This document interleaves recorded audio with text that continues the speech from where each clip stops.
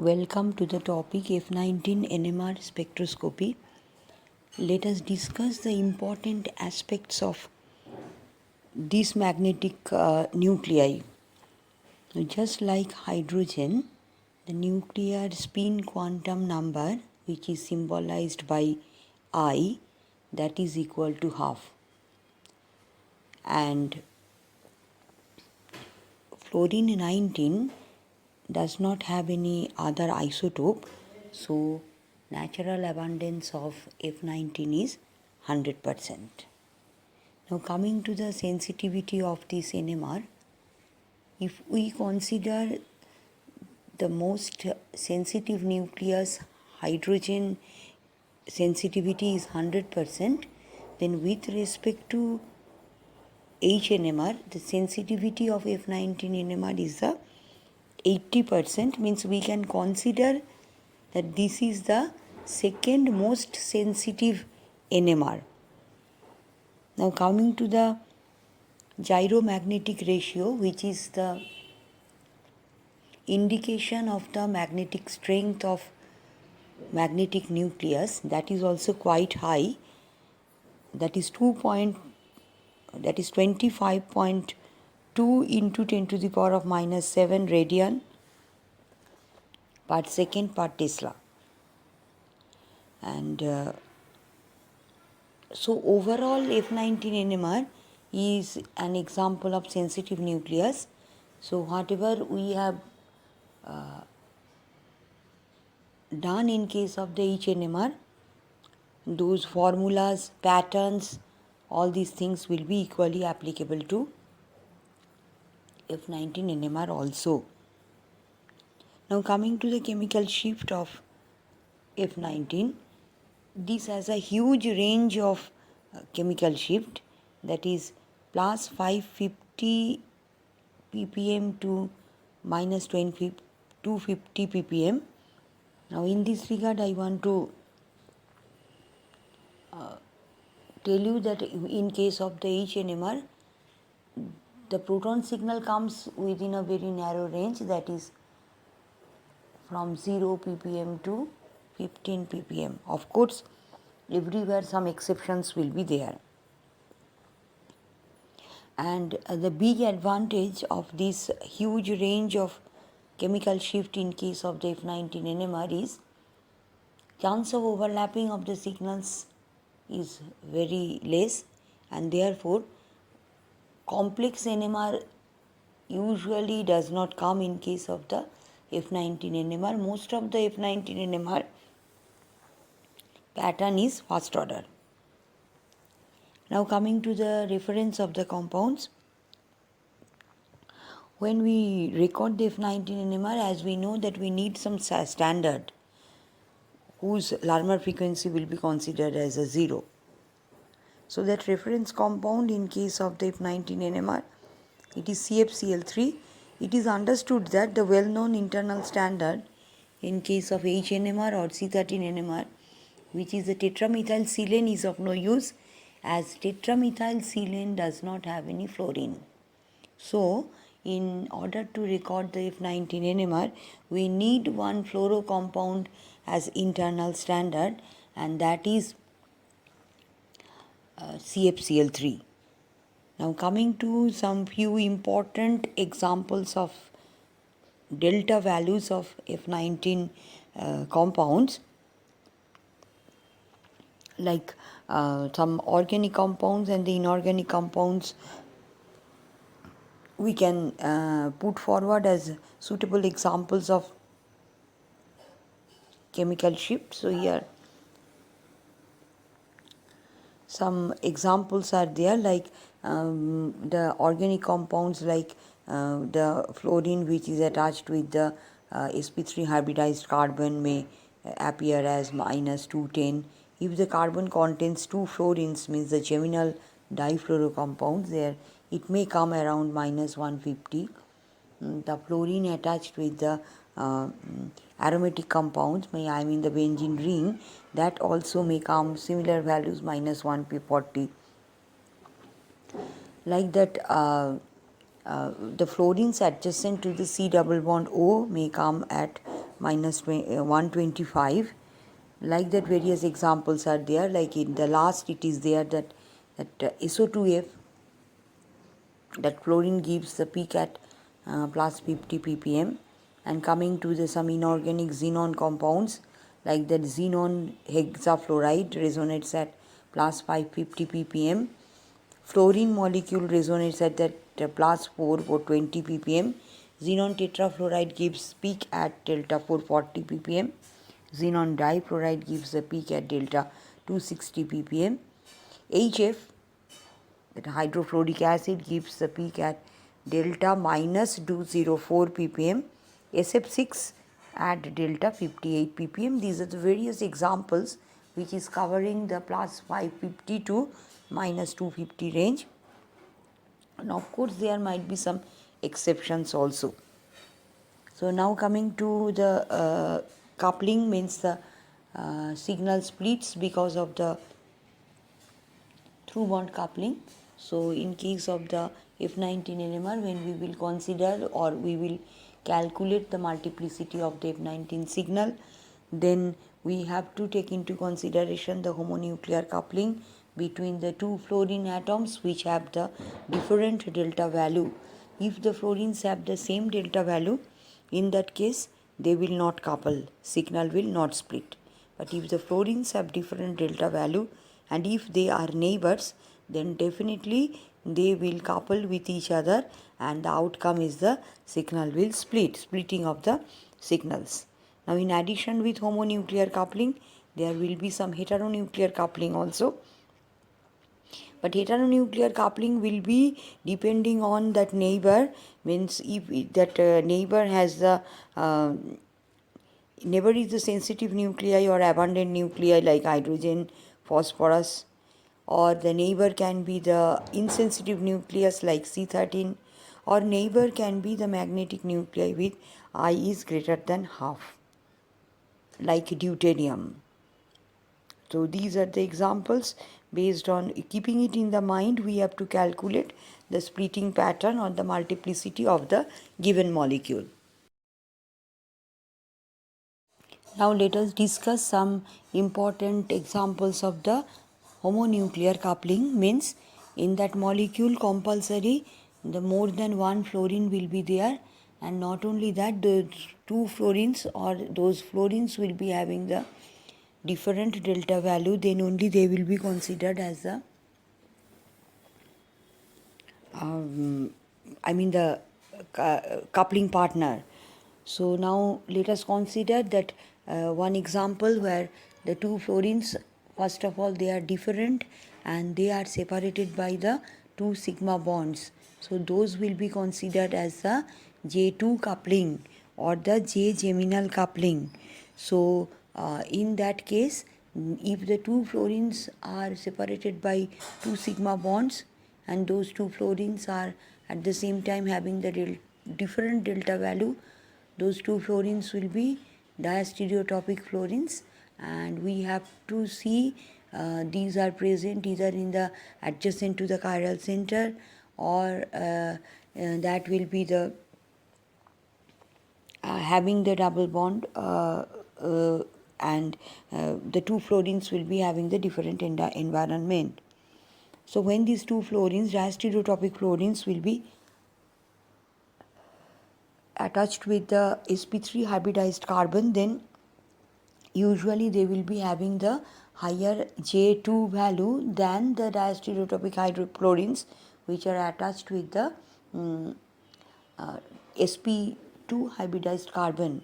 So here it is the first case, means the diastereotopic fluorines are attached with the sp3 hybridized carbon, that J2 value is the 40 to 370 Hz, whereas the diastereotopic fluorines which are attached with the sp2 hybridized carbon, they have the J2 value lower, that is 0 to 110 Hz.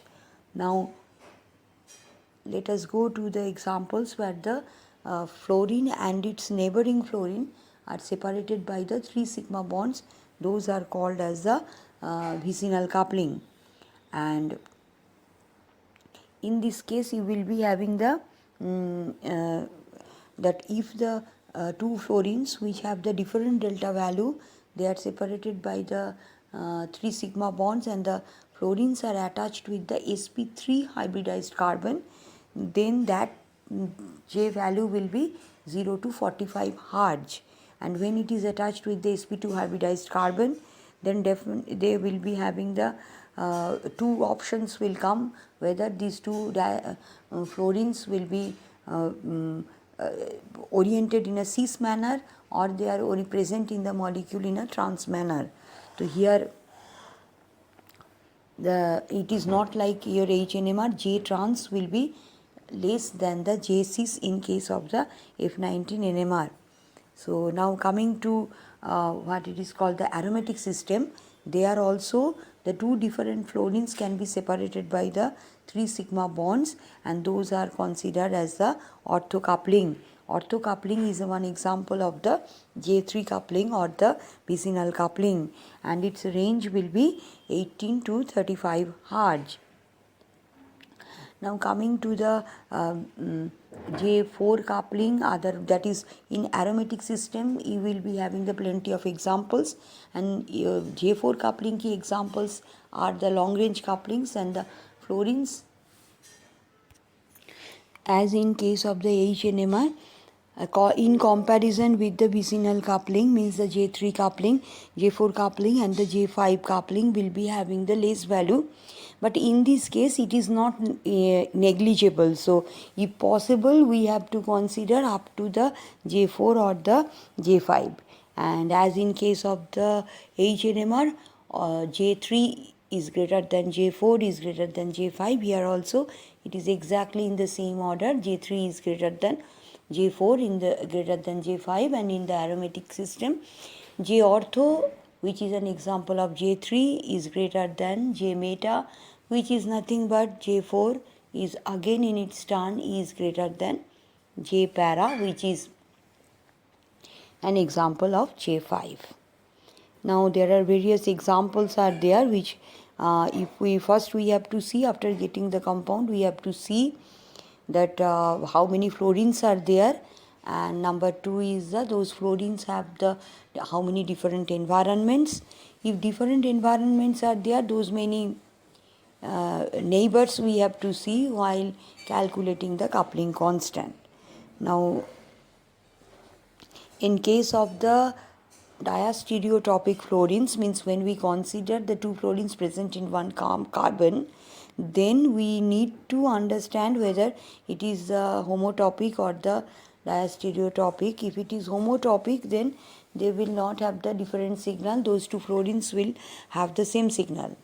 But if it is a chiral molecule, adjacent carbons ki chiral centers are there, then those two fluorines will be the different. So in that case, you will be having these two fluorines will be the diastereotopic fluorines, and they will interact with each other. They will couple under homonuclear coupling, J2 coupling, and the signal will split.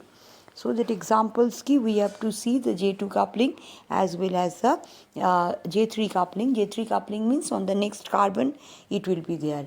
In the same carbon, if the two fluorines are there, we need to understand they are same or they are different. If they are present in a chiral molecule, those two fluorines will be diastereotopic. They will be having different signal.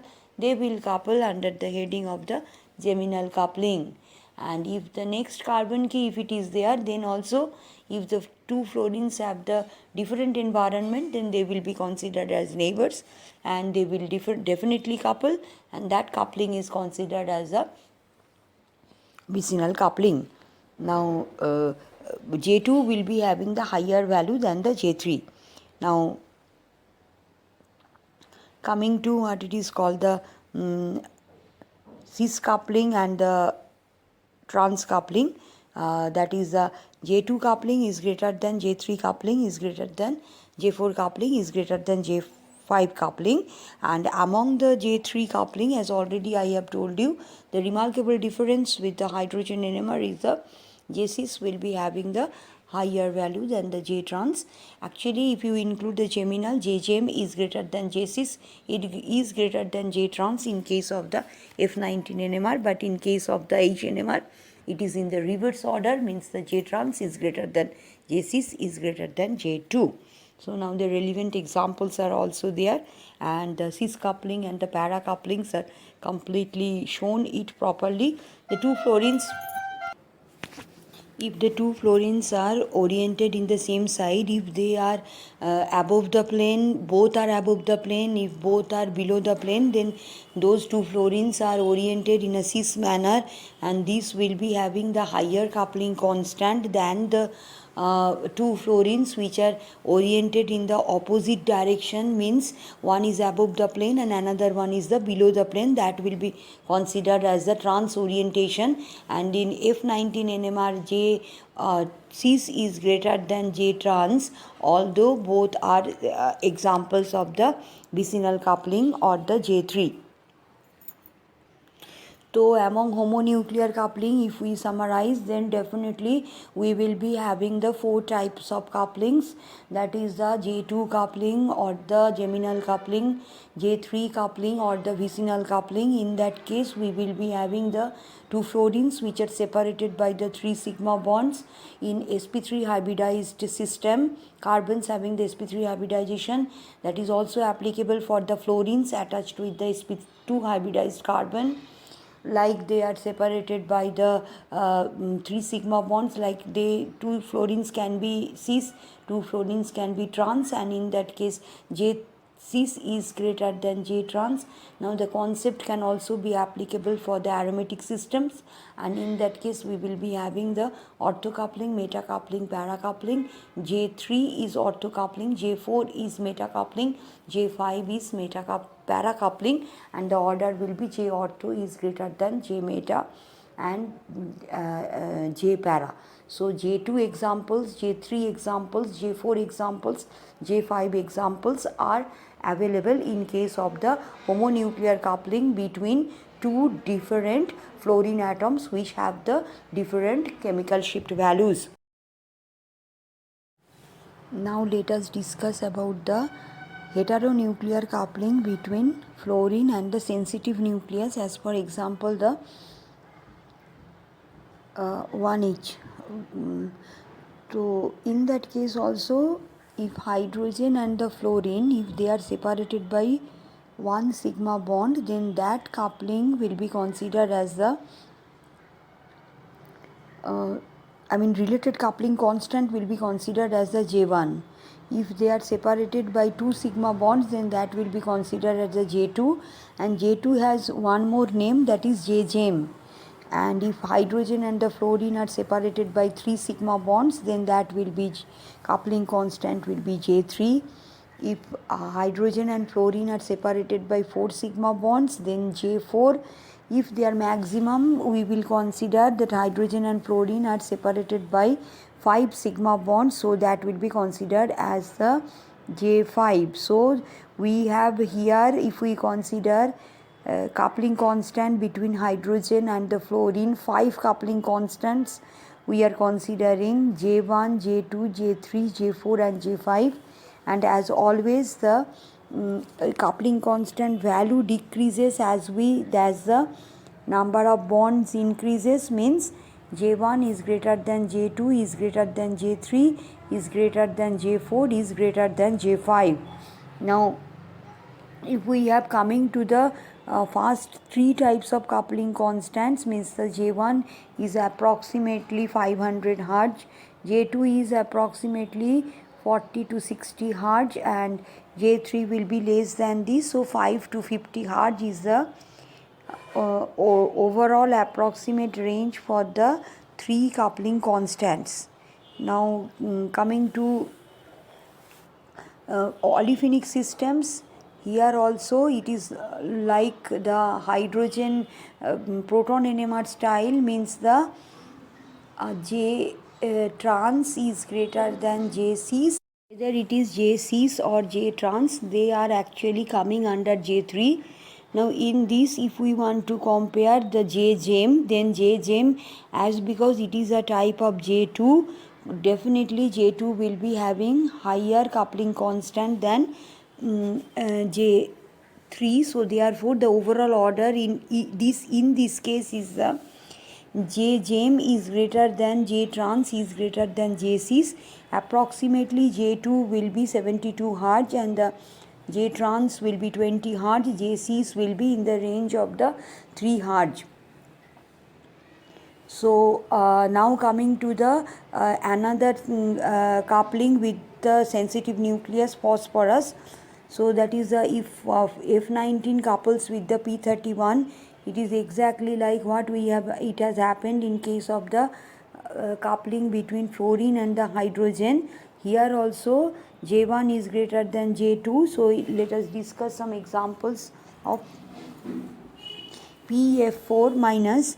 Now here if we record the if we look at the structure, then out of the 4 fluorines, they are not same. The 2 fluorines are in the apex position and the 2 fluorines are in the equatorial position. Now when fluorine will couple with the phosphorus, apex fluorine couples with phosphorus, that is 660 Hz, and the equatorial fluorine when it couples with phosphorus, that has the higher value, that is 1405 Hz. Now in comparison with this, if we go for the J2, then definitely J2 will be having the lower value than the J1. Now let us discuss one example where fluorine couples with both hydrogen and the phosphorus. Now for that, let us take the example of H2PF3. Now before going to discuss the F19 NMR of this particular compound, we need to understand what is the structure of H2PF3, otherwise answer will not come.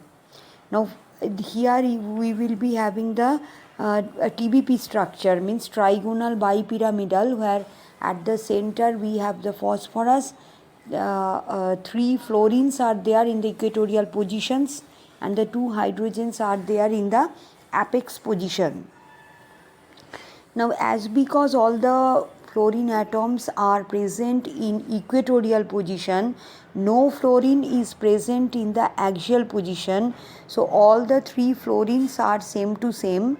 And if we record the F19 NMR of this compound H2PF3, all these fluorine atoms will give only one signal. Now coming to the coupling between the magnetic nuclei. Now in this case, homonuclear coupling between fluorine and fluorine not possible. Why? Because the 3 fluorines are same. But heteronuclear coupling is possible between fluorine and phosphorus and fluorine and hydrogen. Phosphorus hydrogen coupling is also possible, but it will not it will not be seen here. Why? Because we are not recording the HNMR, or we are not recording the P31 NMR, we are recording the fluorine NMR. So the coupling where one partner is fluorine, those things only will be seen. We have to discuss only those. So therefore heteronuclear coupling in F19 NMR of this compound will be seen between fluorine and hydrogen, at the same time fluorine and phosphorus. That's it. Now we have to count the number of bonds. We have to see whether there is difference is there or not. Yes, in this molecule difference is there. Fluorine and the phosphorus, they are separated by 1 sigma bond, so it will be considered as the J1. Whereas fluorine and hydrogen, they are separated by 2 sigma bonds, so that will be considered as the J2. So as already we know, J1 is greater than J2. So first we have to consider heteronuclear coupling between hydrogen and the phosphorus. Then we have to consider heteronuclear coupling between fluorine and hydrogen. Okay, so first we have to consider fluorine phosphorus coupling. Now let us consider, apply the formula. M is equal to 2ni plus 1, but I is equal to half. Here fluorine is the main nucleus and its neighbor is phosphorus, so we are calculating the multiplicity of fluorine, so in that case the neighbor is phosphorus. how many phosphorus are there? Only one phosphorus is there. So 2 into 1 into half plus 1 means it is basically it has become converted into m is equal to n plus 1. So 1 plus 1 is equal to 2. So the signal will appear split into a doublet because of heteronuclear J1 coupling between fluorine and phosphorus. Now coming to the fluorine hydrogen coupling, how many hydrogens are there? 2 hydrogens are there, which are separated by 2 sigma bonds with respect to 1 fluorine. So again we have to apply the formula, multiplicity formula, m is equal to n plus 1. Here multiplicity of fluorine we are calculating, so the neighbor is the hydrogen. How many hydrogens are there? 2 hydrogens are there with respect to 1 fluorine. The 2 hydrogens are separated by 2 sigma bonds, so we have to consider n value 2. So 2 plus 1 is equal to 3, so it will come as a triplet. So the signal will further split into a triplet because of the fluorine hydrogen coupling. So now overall coupling will be the doublet of triplet, means first the signal will split into a doublet, then each line of the doublet will further split into a triplet. So that is called as the doublet of triplet. So the first line is due to doublet is due to the J1 phosphorus fluorine coupling. The triplets are due to the J2 fluorine hydrogen coupling. So now coming to what it is called the another molecule, that is CF3CH2OH. Here also the 3 fluorines are same to same. So if we record the F19 NMR of the CF3CH2OH, then as because all the fluorines are same, we will be having the only one signal. Now let us consider the multiplicity of this signal. As always, the multiplicity means here homonuclear coupling is not possible between fluorines because all the fluorines are same to same, they are homotopic. So the signal will not split because of the homonuclear coupling, but definitely the fluorine signal will split because of the heteronuclear coupling between fluorine and the hydrogen. Now if you look at investigate the structure of CF3CH2OH, then there are 2 different types of hydrogens are there. The 2 hydrogens are with carbon and the 1 hydrogen is there with the oxygen. But we know that the hydrogens attached with the oxygen, they do not couple and their neighbors also do not couple. So we have to OH we have to ignore and only we have to consider the coupling with the fluorine hydrogen coupling. So that hydrogens which are attached with the carbon, means how many hydrogens are there? 2 hydrogens are there. So if we put into the multiplicity formula, m is equal to n plus 1, then 2 plus 1 is equal to 3. So fluorine signal will split into a triplet, that is because of the J3 fluorine hydrogen coupling.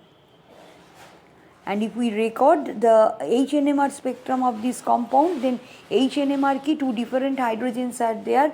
One is CH2 hydrogen, another one is a OH hydrogen. So we are supposed to get 2 signals. Now coming to the multiplicity of those 2 signals, OH signal will appear as a broad singlet, but the CH2 signal will appear as a it will not be singlet, it will split because of the heteronuclear coupling between hydrogen and the fluorine. Now how many fluorines are there? 3 fluorines are there. So 3 plus 1 is equal to 4. So in HNMR spectrum, CH2 signal will split into a quartet. So there we will be getting 1 quartet and 1 broad singlet. But in the F19 NMR, we will be getting 1 triplet. Now coming to the very important concept, that is the coupling with insensitive nucleus like the C13, whose natural abundance is very less, that is only 1.1%, and that is a very weak magnet also. So overall it is considered as the insensitive nucleus. So when the fluorine will couple with the insensitive nucleus C13, then signal will not split, but in place of that, with respect to the main peak, we will be getting the small peaks which are called as the satellite peaks. Now if we consider the molecule CF3COOH, here the fluorine CF3, again all the fluorines are same, so you will be getting only 1 fluorine signal. But if you consider the coupling with the insensitive nucleus, because coupling with sensitive nucleus in this molecule not possible. Hydrogen is there, but the hydrogen is attached with the oxygen, so therefore that signal, fluorine signal, will not split because of the homonuclear fluorine hydrogen coupling. But coupling with the insensitive nucleus, that is the C13, is possible. So how many, let us discuss how it will be. There in this molecule there are two different types of carbons are there. One is the CF3 carbon and another one is the carboxylic acid carbon. So when the fluorine will couple with the CF3 carbon, then they are separated by 1 sigma bond, that will be J1, and when it will couple with the COH carbon, then it will be J2. So we know that J1 is greater than J2. So keeping the main peak at the center, both the sides ki we will be getting two pairs of peaks. We will be small peaks we will be getting, spikes type we will be getting. Where the bigger gap is there, that will be considered as a J1 CF, and where the small gap is there, that will be considered as a J2 CF. So in this case J1 CF is 284 Hz and another J2 CF is the 44 Hz. Here J1 fluorine carbon, that carbon is the CF3 carbon, and that J2 CF coupling means that carbon is the carboxylic acid carbon. Now let us discuss some examples of F19 NMR. It's how many delta values will come, and what will be the splitting pattern based on homonuclear coupling and heteronuclear coupling. So the first example is 1,2-dichloro-1,1-difluoroethane. Now if we write the structure of this compound, it is clear that there are two fluorine atoms are there, because of that CF2 unit present in this molecule. Now as we know that when we count the number of signals related to the CF2 unit, or it is CH2 unit, or whatever it is, we should be very careful, because in some molecules the answer will come homotopic, in some molecules answer will come diastereotopic. It depends on the molecule is chiral or the molecule is achiral. If the molecule is achiral, means as in this case 1,2-dichloro-1,1-difluoroethane, that molecule is not at all chiral. In that case the two fluorines of this CF2 unit will be homotopic, and these two fluorines will give only one signal. But the same CF2 unit, if it is present in a chiral molecule, mainly adjacent near to the chiral center, in that case these two fluorines will be diastereotopic, and at that time we have to consider that these two fluorines are having two different signals. But in this example, what at present we are discussing, the two fluorines of the CF2 unit, they are homotopic, and therefore in F19 NMR they will give only one signal. Now coming to the coupling and the splitting of this signal. Now if we see this molecule, there is no other fluorine atom, so homonuclear coupling between the fluorine and fluorine not possible. But now coming to the heteronuclear coupling, now heteronuclear coupling with hydrogen, it is very much possible, because on the adjacent carbon there are two hydrogens are there, and these two hydrogens are again they are same to same. So the fluorine will couple with these two hydrogens. So if we apply the multiplicity formula, M is equal to N plus 1, where M is the multiplicity of the fluorine and N is the neighbors, means the neighbors are here hydrogens. So N value is 2 because the two hydrogens are there. So 2 plus 1 is equal to 3. So F19 signal in the F19 NMR of this molecule to M is equal to 2 plus 1 is equal to triplet, means in the F19 NMR of this compound we will be able to see the one triplet. So that triplet means the center will be considered as the delta value, and the gap between the two side by side line will be that is a J3 hydrogen fluorine coupling constant, because here hydrogen and the fluorine, they are vicinal, they are separated by the 3 sigma bonds. Now coming to the second example, where we are having the bromine pentafluoride. that is an example of the interhalogen compound. And if we look at the structure of this Br pentafluoride, that is actually the octahedral structure. The bromine will be at the center. Around the bromine there will be 5 fluorine atoms and the 1 lone pair. Now we know that in this case, means the octahedral complex, the lone pair goes to the apex position, whereas in the TBP structure the lone pair goes to the equatorial position first. So as because the bromine we have to accommodate 1 lone pair on bromine, so it is not octahedral, actually it has become a square pyramidal. So this interhalogen compound bromine pentafluoride has the shape of the square pyramidal. So the square pyramidal key, there will be, we have to accommodate the 5 fluorines. So out of the 5 fluorines, 4 will go to the equatorial position and 1 fluorine will go to the axial position. So therefore we know that the equatorial position and the axial positions are not same. So it is expected that if we record the F19 NMR of this compound bromine pentafluoride, we are supposed to get the 2 signals, one signal for the 4 equatorial fluorines and the 1 signal for the apex fluorine. Now coming to what it is called the multiplicity of these 2 signals. Now when we consider the signal for 4 equatorial fluorines, then the neighbor will be 1 apex fluorine. So n value we have to put 1, so 1 plus 1 is equal to 2. So the equatorial fluorine signal will split into a doublet.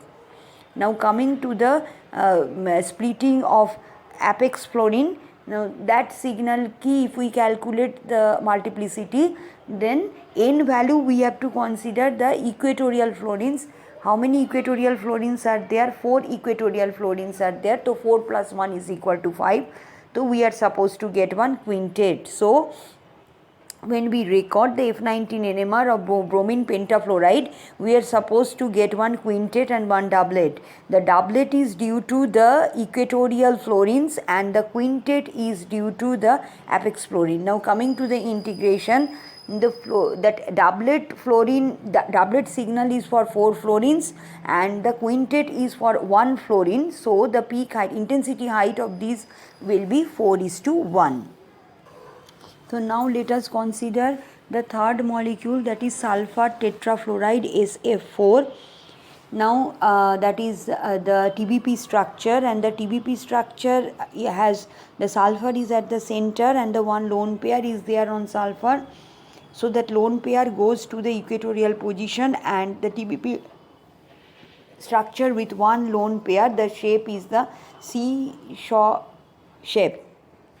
So now coming to the one special topic we are now going to discuss, that is called as the Berry pseudo rotation. That is the fluorine which is at the equatorial position and the fluorine which is in the apex position. At the room temperature, they undergo the rapid interconversion between the equatorial fluorine and the apex fluorine. Means the apex fluorine goes to the equatorial position and the equatorial fluorine comes to the apex position. So as a result of this, if we record the F19 NMR of SF4, then we get a broad singlet which represents the which gives the idea that although in the structure apex fluorine and the equatorial fluorine are there, but because of some other phenomena which is happening at the molecular level, the 2 fluorines are not seen separate. The NMR machine can see these 2 fluorines same to same, so that's why we get the average signal, and that is that only 1 signal. And that reason of this not getting 2 signals, getting 1 signal, is due to the Berry pseudo rotation.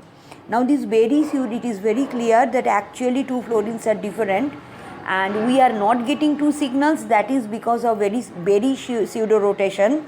Now somehow if we can stop that Berry pseudo rotation, then definitely instead of getting the 1 average signal for the 2 different types of fluorines, we will be able to visualize the 2 signals for F19 NMR of SF4. Now how we will be able to slow down this process? Now that rapid interconversion, which is too fast at room temperature, will become slow if we decrease the NMR and we decrease the temperature, and if we record the NMR, means at the low temperature definitely one point will certainly it will come when the rate of exchange from apex to equatorial, equatorial to apex will be slow in comparison with the NMR time scale, and in that case we will be getting that is the two different signals, and also we will be getting the. Now let us consider that is equatorial fluorine key, what will be the multiplicity, and the apex fluorine signal key, what will be the multiplicity. Now when we will consider the multiplicity of the equatorial fluorine, then neighbor will be apex fluorine, and when we will calculate the multiplicity of apex fluorine, then neighbor will be equatorial fluorine, right? Now if we refer the structure of the compound, it is very clear that we will be having the number of apex fluorines are 2 and the number of equatorial fluorines are also 2. So whatever answer will come, that answer will come same to same in both the places because the neighbors are same. So now coming to the equatorial fluorines, apex fluorines 2, so 2 plus 1 is equal to 3. The signal will split into a triplet, and if you go to the apex fluorine, then also neighbors will be 2 because the 2 equatorial fluorines are there. So again 2 plus 1 is equal to 3, means signal will split into a triplet. So in case of the F19 NMR of the SF4, which is appearing as a broad singlet at room temperature, will give the two separated singlets, two separated triplets at minus 100 degree centigrade, when the rate of interconversion, that is a very pseudo rotation, will be slow in comparison with the NMR time scale. Then NMR machine will be able to record the two signals with the proper multiplicity.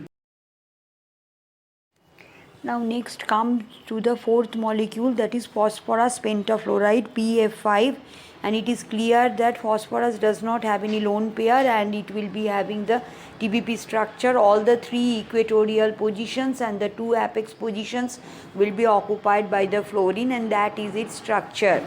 So now if we record the F19 NMR, although there are 5 fluorines are there, but their environments are different. 3 fluorines are in the equatorial position, will give one signal, and the remaining 2 fluorines are in the apex position, so they will give another signal. So overall the 5 fluorines will give the 2 signals.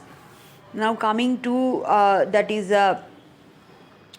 multiplicity of those signals. So let us see that what will happen. Now when we consider that apex fluorine, then the equatorial fluorines will be its neighbor. So how many equatorial fluorines are there? 3 equatorial fluorines are there. So 3 plus 1 is equal to quartet. So the multiplicity of the apex fluorines will be a quartet. Now coming to the equatorial, and they will be separated by they are separated in the structure by 2 sigma bonds. So this is an example of the J2 homonuclear coupling. The signal is splitting into a quartet. Apex fluorine signal is splitting into a quartet. That is because of the homonuclear J2 coupling between 2 fluorines. Now coming to the multiplicity of the equatorial fluorines. The equatorial fluorines key, if we start from the 1 equatorial fluorine, then with the J2 key there are 2 axial fluorines are there. So the neighbors will be 2 apex fluorines. So 2 plus 1 is equal to 3. So the equatorial fluorine signal will split into a triplet, and that is coupling constant will be the J2 coupling constant, that is the homonuclear coupling between the 2 fluorines. So if we phosphorus pentafluoride, based on its TBP structure, it is expected that F19 NMR of this molecule will give 2 signals, and we will be getting one quartet and the triplet. The quartet signal is because of the apex fluorines, and the triplet signal is for the equatorial fluorines. Now coming to the integration, the apex fluorines are 2, so therefore that peak S curve height will be 2, and the equatorial fluorines are 3, so the S curve height will be 3. So the intensity ratio will be 2:3.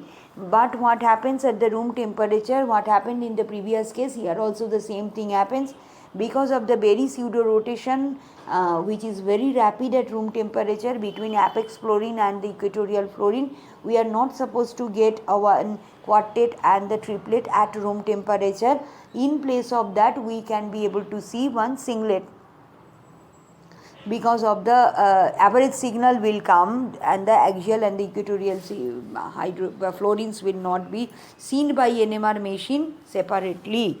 But at the low temperature, definitely that this very pseudo rotation will be slow, and in that case expected two signals with their proper multiplicity will be seen. So that happens below minus 100 degrees centigrade. So at that time the very pseudo rotation will be slower than the NMR time scale.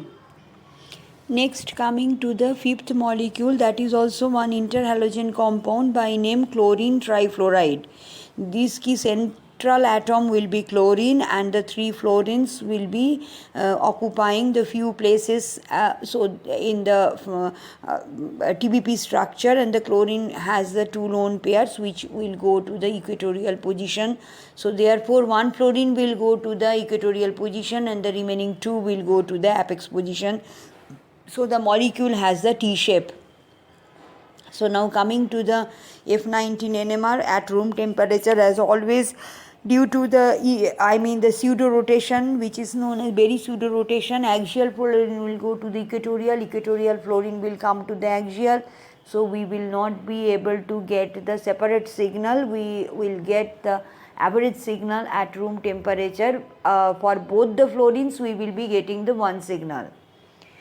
Now if we decrease the temperature and record the NMR, one point definitely will come when the rate of very pseudo rotation will be slow in comparison with the NMR time scale.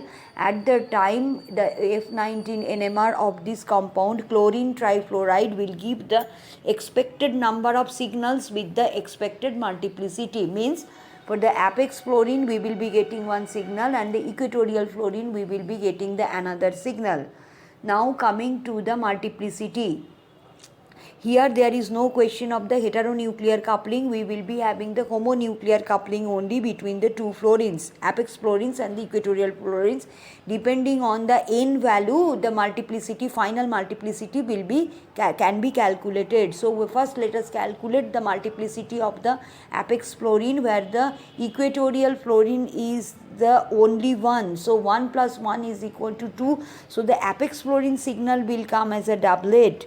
Now coming to the multiplicity of the equatorial fluorine. Now equatorial fluorine has the neighbor apex fluorines. Now how many apex fluorines are there separated by the two sigma bonds? So there are two like that fluorines are there separated by the two sigma bonds. So 2 plus 1 is equal to 3. So the equatorial fluorine signal will come as a triplet. So now what it is called the so now let us see. So the equatorial fluorine will come as a triplet, and the apex fluorine will come as a doublet. Now the last part of this is the intensity.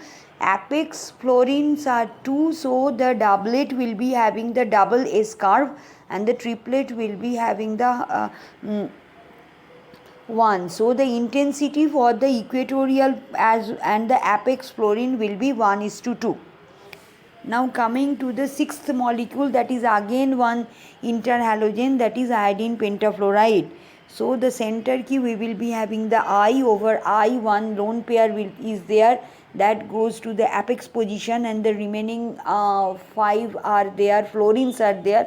Out of the 5 fluorines, 4 are in the equatorial position and 1 is in the apex position. So will be 4 equatorial fluorines and the 1 apex fluorine gives the 2 signals, but as in the previous case at room temperature they are all same to same due to the rapid very pseudo rotation, and at the low temperature definitely we will be getting the 2 signals. Now for the one signal is equatorial fluorine, another signal for the apex fluorine. Now as earlier we have to calculate the multiplicity because there will be the homonuclear coupling between apex fluorine and the equatorial fluorine. So for the equatorial fluorine, neighbor is only 1, means the apex fluorine is only 1, so 1 plus 1 is equal to 2. So signal will split into a doublet. When coming to the apex fluorine, their neighbor means the equatorial fluorines are 4. So 4 plus 1 is equal to 5. The signal will split into a quintet. Now we will be getting in this case at low temperature one doublet and one quintet. The doublet is, now coming to the intensity, the equatorial fluorine's key intensity will be 4 and the apex fluorine key intensity will be 1. So 4:1 key intensity S curve height will be there for the doublet and the quintet. Now coming to the application of F19 spectroscopy, F19 spectroscopy has a tremendous application in case of the structure determination of the pharmaceutical molecules containing the fluorine, because the fluorocompounds are less in nature, but the fluorocompounds are plenty of fluorides are there in case of the the medicines, as for example the popular anti-cancer drug 5-fluorouracil and the ciprofloxacin, that is the antibacterial. Like that many molecules are there, drug molecules are there where the fluorines are present. So in order to confirm the structure of the compound, the the F19 spectroscopy is useful. This also will be having a very important application in case of the determination of the stereochemistry, like the Mozart's acid and the other molecules also contains the fluorine. So we can confirm the structure of the molecule, stereochemistry of the molecule by recording the F19 NMR. Coming to the agrochemicals, surfactants, refrigerants, fluoropolymers, catalysis, reagents and the pesticides, all these have compulsory, they have the fluorine. So the structure of those respective fluorocompounds can also be confirmed by recording the F19 NMR. It has a wide application, and to determine the protein structure also by using the fluorine tags, we can be able to determine the 3D structure of the protein. In order to determine the mechanistic pathway of the metabolism or the biosynthesis of the compounds, to study the absorption distribution, ADME, absorption distribution, metabolism excretion, in order to study the structure activity relationship of the compounds. If the molecule contains fluorine, then definitely recording F19 NMR is of great help.